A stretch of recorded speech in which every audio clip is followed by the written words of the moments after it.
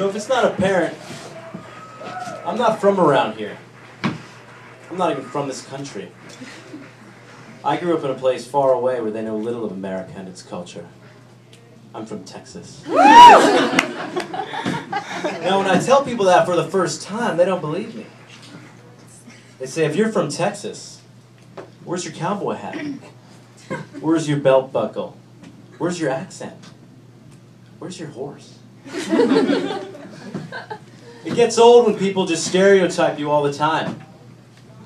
And it wasn't until I bought my first pair of cowboy boots that a whole different side of me started to come out. People have all these ideas about what it means to be from Texas. They think just because you're from Texas, you're a Texan man, you have a truck bed full of guns. Well, I do have a truck bed full of guns.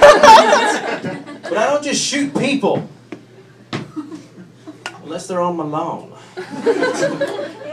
People say, oh, you're from Texas. You must have woken up early and ridden a horse to school growing up. Hell no! I didn't go to school. That's the Texan part of me talking. The truth is, I left Texas to go to an Ivy League university where I never really felt in. I never really fit in. So. People assume Ivy League schools just aren't places for good old Texan folk. It was like, I first got there, everything I said was misinterpreted. Even the simple stuff. I'd be like, hey guys, my name's Phillip. I'm from Dallas. Where do we pick up our books? They of course heard, the name's Dale Tyler McGee. I just rode up from West County. Where's the general store up here?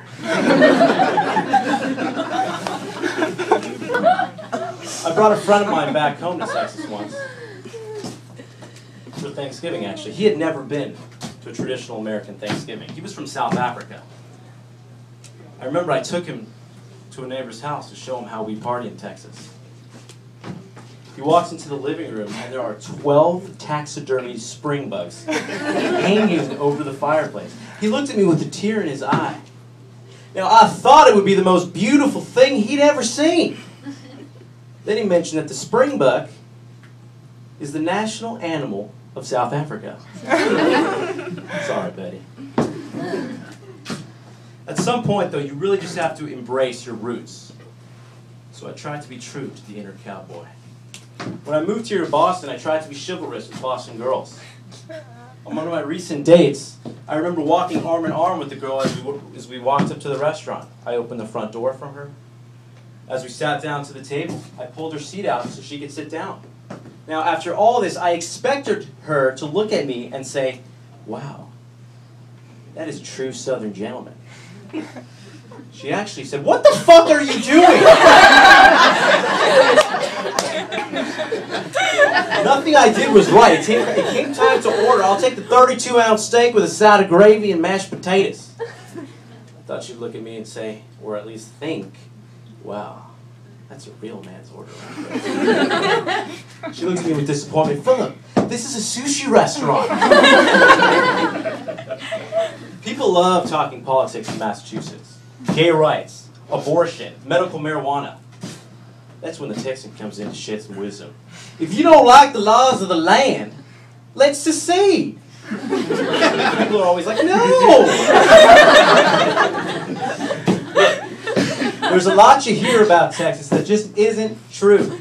There's a lot that's a complete exaggeration.